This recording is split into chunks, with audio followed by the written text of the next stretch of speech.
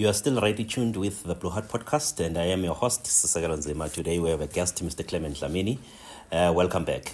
Before the break, of course, you talked about how important it is to be healed from your past traumatic experiences before you can get into a new marriage or a relationship, for that matter. So I think I'm having an interest on that, because most of the cases that we are seeing today, especially when it comes to gender-based violence, they are being propelled by people who are still bleeding and people who are still not healed from their past traumatic experiences. So how important it is then for one to heal completely before getting into a new relationship. You see, you used a very interesting word. You said completely. Yeah. see, when it comes to relationships, yes, I always say to people, healing still is a process. Even if you can go to therapy. Okay. Speak to a counselor, speak to a pastor, they lay hands on you. There is always a process that you go through. Okay. That the fact that you are now speaking about it helps. Okay. But it doesn't mean that when you trip, you won't fall and wound yourself again. No, obviously. Yes. So, but it's very, like you are saying, it's very important for us to facilitate the process of healing. A couple of years ago, I wrote an article, this opinion piece that I write, that says, that speaks about wounds. I even shared it with some of my students. To say, the fact that you have a scar is not painful. Yes. A scar is a reminder that, I once had an accident. But when a scar, when you touch it, still feels painful, then it means you have not healed. Okay. Yes. So that's why then we say, when you are preparing to go to a new relationship, deal with your ghosts as much as you can. Knowing that as you deal with them, you may not completely erase the past. Okay. Because the past will always catch up with you, right? Yeah. But then the element of intention, the intent, being deliberate about it. Okay. Yes, what when I need to move on. Yeah. When these things arise again, I need to then be able to speak to someone. So what we don't do is, even if we have dealt with it for those 2-3 years, like I did 3 years, whole 3 years, I got married 2003. Whole 3 years I was stowing and trying to heal. But sometimes the things that let up killer in the past may also show up in the future. But because you decided deliberately, I'm not going to go back to that. Then it helps you it propels you forward. Yeah. But traumas definitely need to be dealt with. Okay. So now, can we then say much of the traumas that people are facing today make them to be abusers in the future? They definitely do, because like I said, the scar. If the scar I still touch and I feel pain, it means there's no healing underneath. Yeah. We'll say Maswati passes. Kuphumele bovu. And lokuthi you see it by the fact that when you squeeze it and then the pus comes out. Yeah. You squeeze it, the pus comes out until blood comes out. Yeah. Then they tell you, now the pus is over. When you touch it, you need to then expose it to the wind camp. Yes. She's no stop on. And as you expose it, people will be asking, what happened? What happened to you? Then you have to stay and explain. As you explain, you're being triggered. The healing process begins also, because now we are able to speak about visible scars. Okay. Right. So that in that way you are in the process of facilitating change. But those who did not deal with it, then it becomes and then you get triggered. Yeah. And then you see this person, you've got flashes of the past. Yeah. And then suddenly there is violence, or there's verbal, emotional, and physical, and even sexual. Yeah. So we really need to deal with past traumas. But then as a man, how do I go about doing that? I've been raised up as a boy. I have no safe space, like Clement. I have no safe space to go to. Then who tells me now that what I'm feeling, I need to share with someone for me to be helped?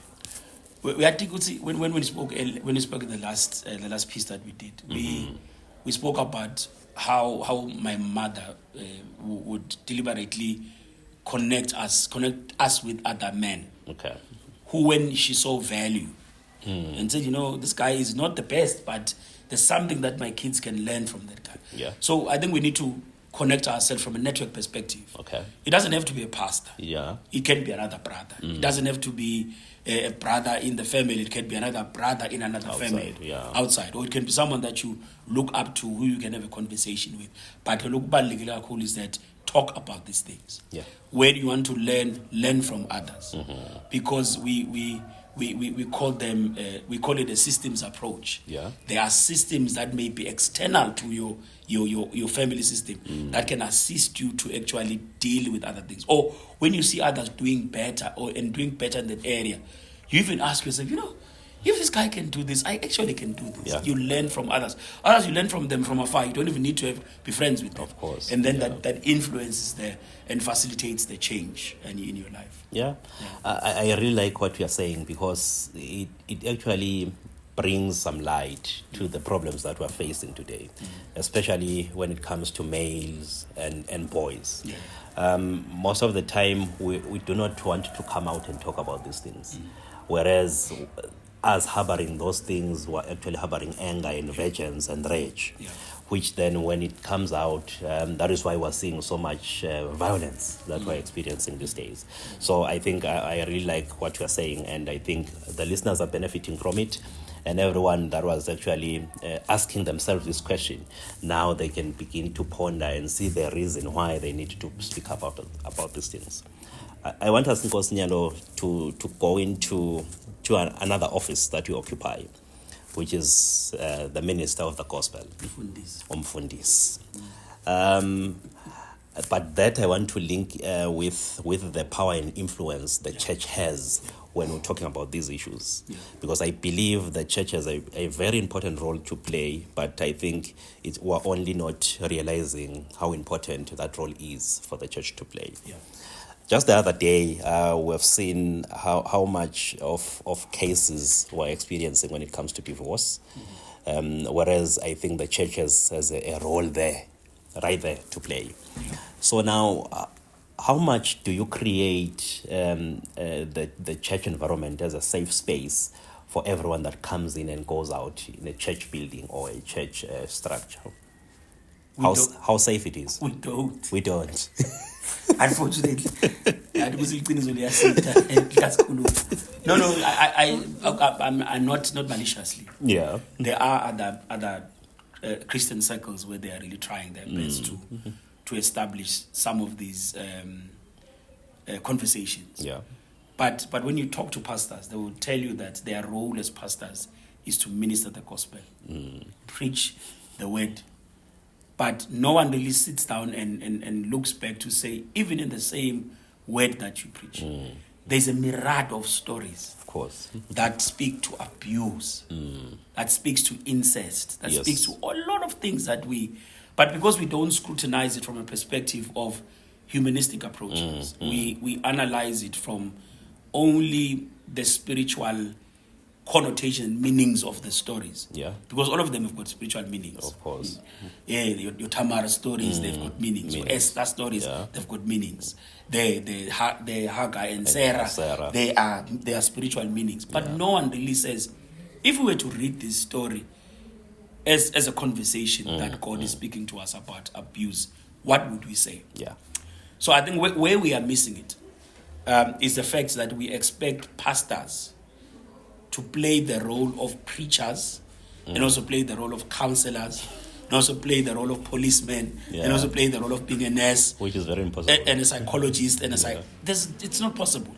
But the good thing is that the church, though the congregation has multiple skills in the church which can be harnessed to deal with these issues. We've got lawyers in the church. Yeah. We've got people that understand nursing, they're doctors. They're social workers. What is their role? They don't preach, they don't tithe, they don't offer, they don't testify. Then what's their role? Then their role is then the pastor to be able to know who is in their building. Okay.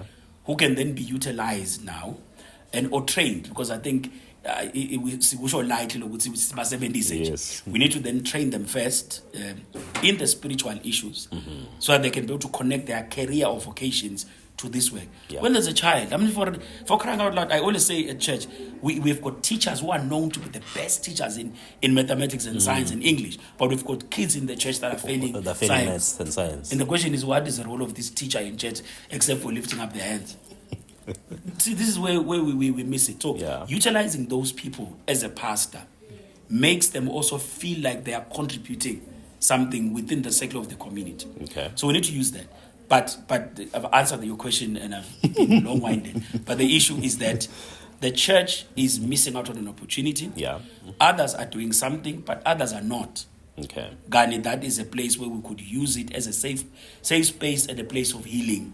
Okay. And facilitate and ensure that people that are in abusive relationships are helped. The reason why I'm asking that is that and I got emotional because this is my area. It's your passion. You I can know. see. Yeah. The reason why I'm asking you is that every community has a church. Yes. Now it's churches. Yeah. You may find one street having 7 churches. Yes, called Church Street. Church Street. But then I think the problems, they are multiplying more than the churches. Yeah. The more we have the churches, is the more we have the problems. Yeah.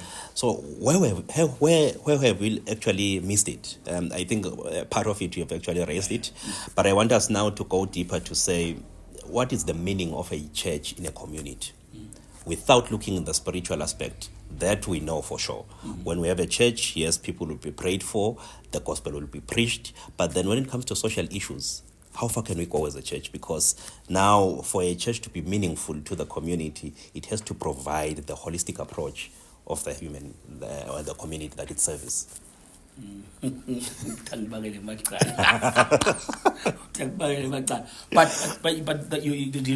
good question. I mean, if we were to go back to, I'm a product of the Nazarene Church. Yeah. I went to school there. And the Nazarene is known for hospitals, clinics, schools, colleges. You know, there's a lot of things that they've done in the country. Because their approach, as skewed as it was when they came, without being political, because the agenda was that, I mean, really, if we don't come here and give us English names, you can't talk to us. So we must learn to speak English. We have to go to school, right? We were barbaric and we were not clean. We had, all of those things. We needed help, right? Very important. But those things that they did added a value to the society. Okay. So the same approach should be now embraced by the church. We need to now engage and look at what are the societal problems that are engulfing the community you are in. Okay. We need to look internal first, the internal community, and look at the external community, and then deal with those impediments. Deal with them. I know you said spiritual, what? Yeah, deal them with spiritually, and then deal with all the other physical, emotional, safe spaces, teaching, and all of these things are needed. The church is needed. You are right to say. I'll make an example where we are in Zuluini. Yes. Or in Bomanzini, you see there's a lot of kids now on the streets because they are scrounging for food, and they then sell their bodies for sex. For sex. And then they get money. Yes. They go to feed their families. So a church that's there could create a program that will actually take the kids out of the streets, maybe give them food and some clothing. Obviously, they are still going to go back to the streets anyways. But in that way, we are biting the elephant, or eating the elephant one bite at a time. Okay. Eventually, there are some that we are going to win back to the church. But the unfortunate thing is that when we do that, we then need to protect these kids from those who are following them, or those who own them. Some of the times, the others are owned by others. Yeah. So then you are now bringing risk to the church. So we need to then create safe spaces, like you are saying. Yes. Build a safe house, remove them from the street, put them in the house, provide therapeutic processes. The church then says to us, that's too much work. Too much Where work do we now. get the money to do that? Others will tell you, the offering I get per month is 200. And you are saying I must feed children. Where does the money come from? Right? Yeah. But because we've not created, I mean, would raise that as an idea in the church could fund it. Of course. Even the people could actually put in money because they want to save their children. But because we are afraid of the risk of raising these issues, and so that we are not misconstrued for people who want money, then we keep silent with the problems. When they come to us, you find that then the pastor says, pastor has also prayed on the kid. I know pray, but pray.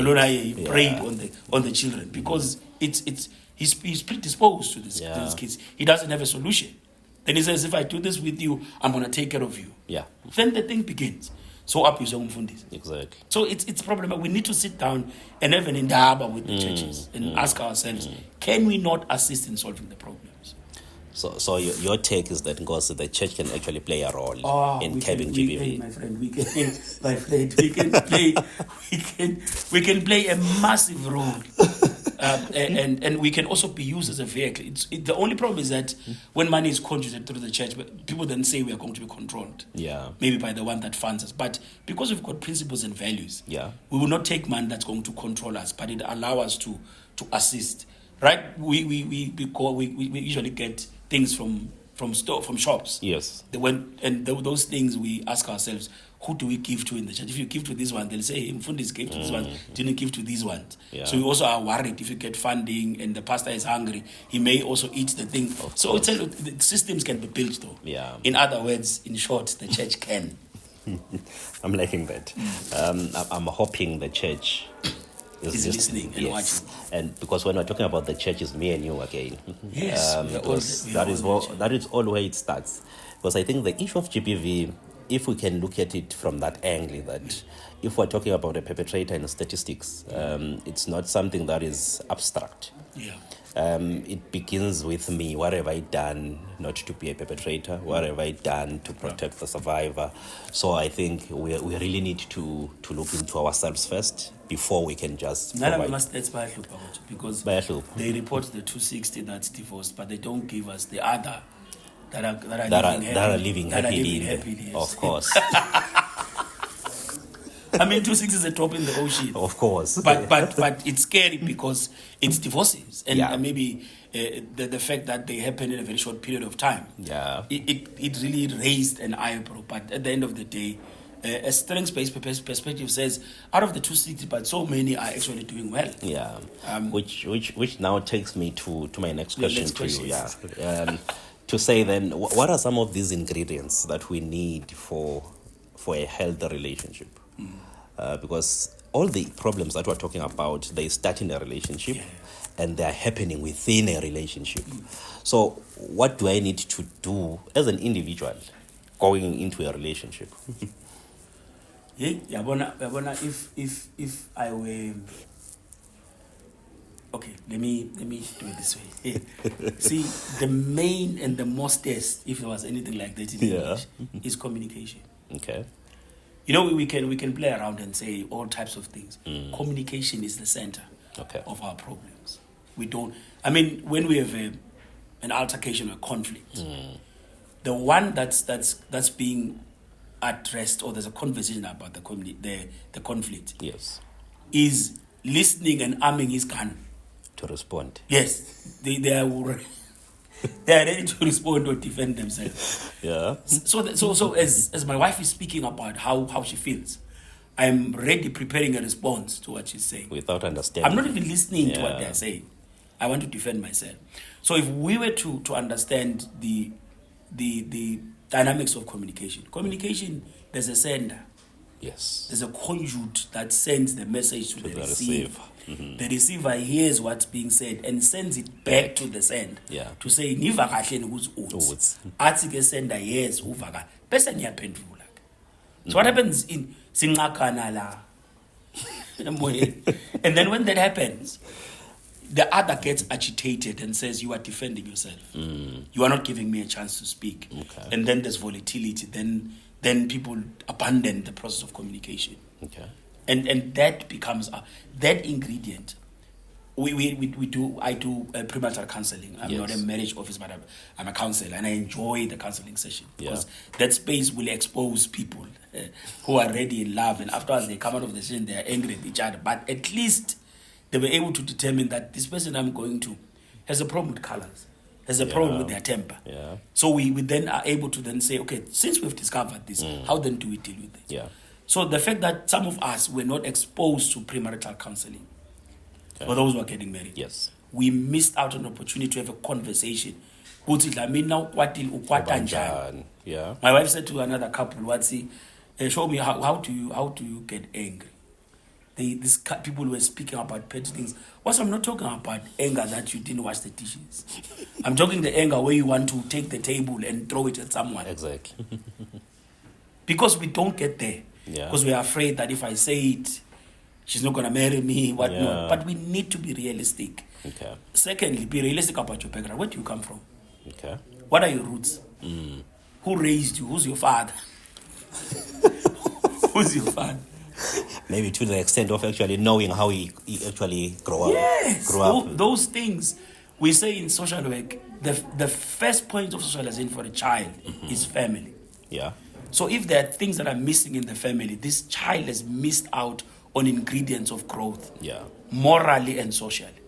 So if you've missed these things, somehow you must learn them. They are in you, yes, but something must provoke them. So if they've not been provoked, and you are going to eventually be provoked in marriage, all hell will break loose. and then we say marriage doesn't work. Nanona lo wasihlupha wathi emendweni kamkhathana ayinaye lo yayikhona wakhathala leso ubuyitshela thina ethi kamkhathana bantu bayasaba kungena because bacabata ukhathala but the truth is, if you're not genuinely engaging with the life after the ceremony, because we go to isifuna ceremony ngoba lemhlophe isuthi lecijile lethobetelayo yabona mas necafelo yabona emahaircut lapha konke nembali la. That's all we think about. That's only the ceremony. Yeah. So thina ngiyithi wesina sikhansela sithi umshado uqala la counseling siyangrila. The day of the ceremony is endorsement. That we are ready. Then marriage is life. Yes. And life will show you, people will show their true colors when they get married. So a background, communication, those for me are the crux. The rest of the other things like money and wealth and dynamics of power are things we will manage if we have communicated. Yeah, that's a lovely one. Because I think in our last episode of this podcast, we did talk about that. I think now we are getting deeper and providing more insight when it comes. You're sitting with the prophets.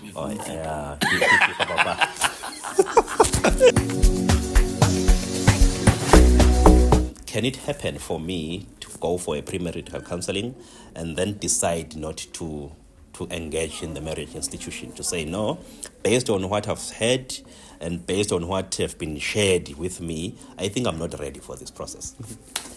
And I've got evidence for that. I have evidence for that. There was a couple that I was working with. They actually had to take a break.